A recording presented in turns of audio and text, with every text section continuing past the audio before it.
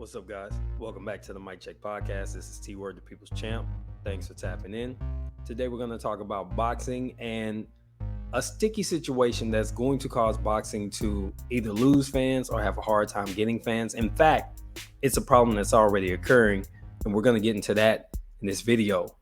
But before we get into it, don't forget to like, comment, and subscribe. We do appreciate your feedback. All right, so this past Saturday, Rolando Romero, aka Rolly, was facing Ishmael Barroso, a 40-year-old contender, apparently, at 140 pounds for the WBA full championship at the weight class. Many had issues with this fight going in because, number one, Rolly Romero's coming off a loss just about a year ago to Gervonta Tank Davis in knockout fashion at 135 pounds, and then suddenly he appears in the championship fight in one weight class up without fighting any eliminators or anything like that. So suspicions were already up surrounding the fight. Initially, he was supposed to fight Alberto Puello, who was the actual champion. However, Puello had some situations going on with his urine samples, and he was changed to champion in recess while he sorts out what's going on, meaning his belt is essentially vacant. So Rolando Romero went from fighting for an interim title, waiting for a distinction to be laid on Puello, to this being an actual championship fight, fighting for a vacant belt. So everybody's antennas are up going into this, but it's Rolly. He's kind of a weirdo, kind of a goofball. He's kind of entertaining in an awkward kind of way. So you know that people were going to watch for that alone. It wasn't for the boxing skills. Now, Ishmael Barroso was substituted into the fight, and nobody really knew anything about him. The only thing they knew was this man looked old as fuck. Like, they say he was 40, but he looked like 65 in the face. You know what I'm saying? He looked great grandpa age. However, he was fit. He came in, ready to fight. He was a game opponent. As it goes, we're not going to recap the fight because we've done it on the live, but as it goes, he knocks down Rolly early in the fight. Rolly rallies back late in the fight. Instead of actually knocking Barroso down, he pushes him down with a flurry of punches that the referee allowed to be called a knockdown. In the next round, these two are going at it, and Barroso gets in. From the outside looking in, it looks like trouble, but in actuality, he's weaving punches. He's giving as good as he's getting, and he's actually landing while Rolly is not. Long story short, referee Tony Weeks steps in and stops the fight, gifting Rolando Romero the belt, the 140-pound championship. Now he's one of the four quote-unquote best at 140 pounds, and it makes you start to think about when people say the belts don't matter. Depending on whose hands they're in, they kind of don't. This is a meaningless championship. This is not a true champion, in my opinion. So this belt doesn't matter that much in the grand scheme of things until it gets unified by another person who's actually a championship caliber fighter. So this is the problem with boxing. You have these smudges and shit stains on the sport because this leaves a lot up to questions. Specifically, why was Rolly in this fight? And secondly, why did Tony Weeks stop the fight? Then you start to look around the landscape of boxing, and we can't just pin this to one referee, one promotional organization, one sanctioning body. You see it everywhere. There's corruption in getting guys ranked. If you spend enough money and you have enough clout, you could get your guy ranked in the WBA, IBF, WBC, or WBO. There's some that are a little bit more blatant than others, but the fact of the matter is this is a smudge on boxing that's going to continue to be a problem.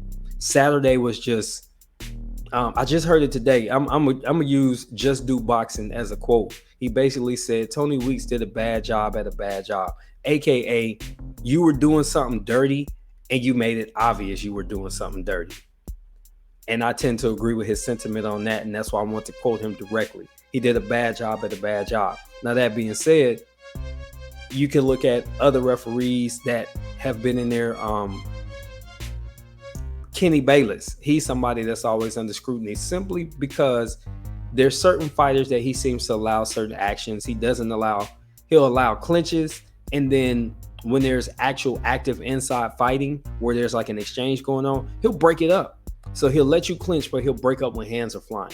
So it's kind of like, and he only does this when it's favorable to I guess the guys that he prefers, like for example, Caleb Plant versus David Benavidez. You saw this going on where Caleb Plant was allowed to clinch consistently and with regularity. And anytime Benavidez would let his hands go and start to work on the inside, Kenny Bayless would break him up.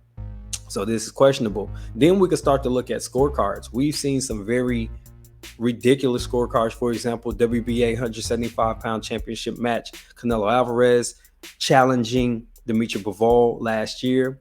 And somehow Canelo was given like several rounds that he didn't deserve. I mean, I couldn't give him more than 4, and I was reaching.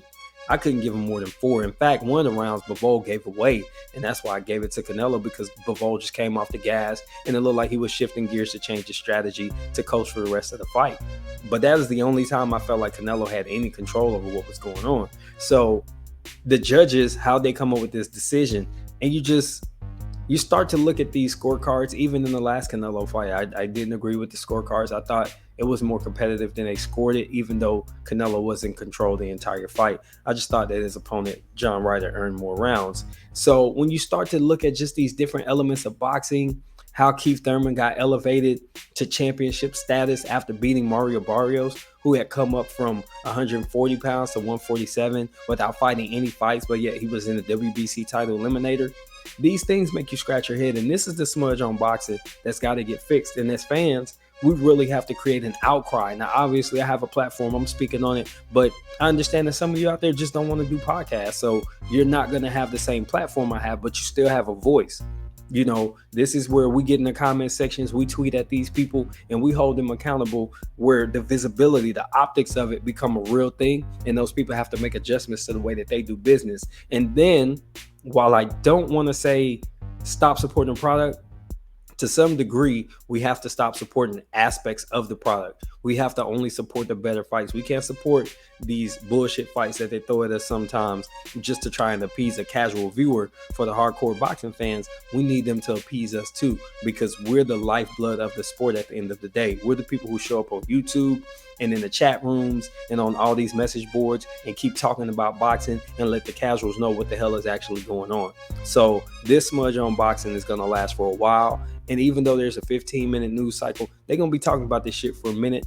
And I hope that something happens. I'm holding Tony Weeks responsible and all the parties involved, the promoter of this particular event, as far as the people, the athletic commission and all that stuff. These people have a direct influence over what happens next, and I'd like to see something done. At a minimum, they need to address it and don't give us a bullshit statement. But would love to get your thoughts. This has been T for the Mic Check Podcast. Until the next time, I am out.